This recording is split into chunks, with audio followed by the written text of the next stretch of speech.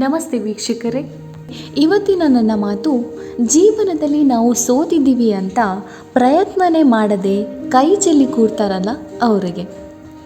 ಪ್ರಯತ್ನ ಮಾಡಿದ್ರೆ ಗೆಲುವು ಸಿಕ್ಕೇ ಸಿಗುತ್ತೆ ಎನ್ನುವ ಮಾತಿಗೆ ಒಂದು ಸಣ್ಣ ಕಥೆಯನ್ನು ಹೇಳ್ತೀನಿ ಕೇಳಿ.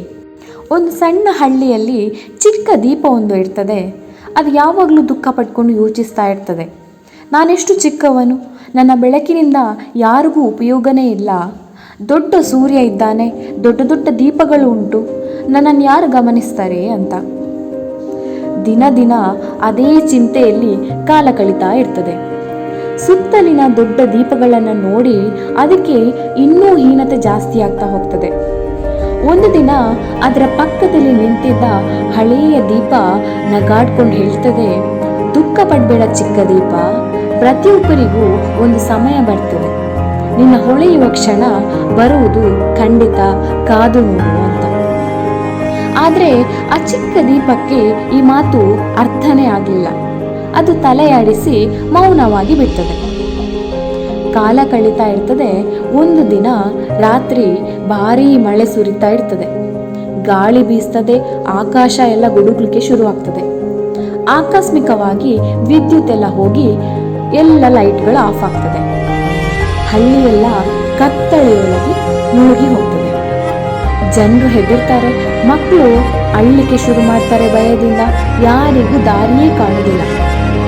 ಆ ಸಮಯದಲ್ಲಿ ಒಬ್ಬ ವೃದ್ಧ ಚಿಕ್ಕ ದೀಪದತ್ತ ನೋಡ್ತಾನೆ. ಅವರು ನಗಾಡ್ತಾ ಹೇಳ್ತಾನೆ, ಇದನ್ನು ಬೆಳಗಿಸುವ ಚಿಕ್ಕ ಬೆಳಕು ಕೂಡ ನಮಗೆ ಸಹಾಯ ಮಾಡ್ತದೆ ಅಂತ. ಹೀಗೆ ಅವನು ಚಿಕ್ಕ ದೀಪವನ್ನು ಬೆಳಗಿಸ್ತಾನೆ. ಆ ಕ್ಷಣದಲ್ಲಿ ಆ ಸಣ್ಣ ಬೆಳಕು ಕೋಣೆಯೆಲ್ಲ ಹರಡ್ತದೆ. ಕತ್ತಲಿನ ಮಧ್ಯೆ ಅದು ಉಜ್ವಲವಾಗಿ ಹೊಳಿಲಿಕ್ಕೆ ಶುರುವಾಗ್ತದೆ. ಮಕ್ಕಳು ನಗಾಡ್ತಾ ಖುಷಿಯಿಂದ ಆ ವೃದ್ಧನ ಪಕ್ಕ ಬರ್ತಾರೆ, ಕೂತ್ಕೊಂಡು ನಗಾಡ್ಕೊಂಡು ಮಾತಾಡ್ತಾರೆ, ಖುಷಿಯಾಗಿ ಇರ್ತಾರೆ.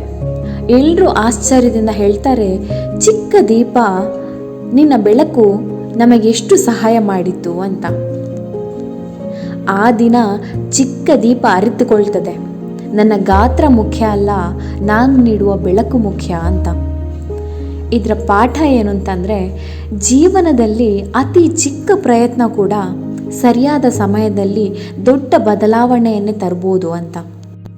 ಅದಕ್ಕೆ ಹೇಳೋದು, ನಾವು ಜೀವನದಲ್ಲಿ ಸೋತಿದ್ದೀವಿ ಅಂತ ದುಃಖ ಪಡ್ಕೋಬಾರ್ದು. ನಾವು ಪ್ರಯತ್ನ ಮಾಡಬೇಕು, ಮತ್ತೆ ಮತ್ತೆ ಪ್ರಯತ್ನ ಮಾಡಬೇಕು, ಆಗ ನಮಗೆ ಗೆಲುವು ಸಿಕ್ಕೇ ಸಿಗ್ತದೆ. ಇವತ್ತಿನ ಈ ಕತೆ ನಿಮಗೆ ಇಷ್ಟ ಆಗಿದ್ದಲ್ಲಿ ಲೈಕ್ ಮಾಡಿ, ಶೇರ್ ಮಾಡಿ, ಸಬ್ಸ್ಕ್ರೈಬ್ ಮಾಡಿ.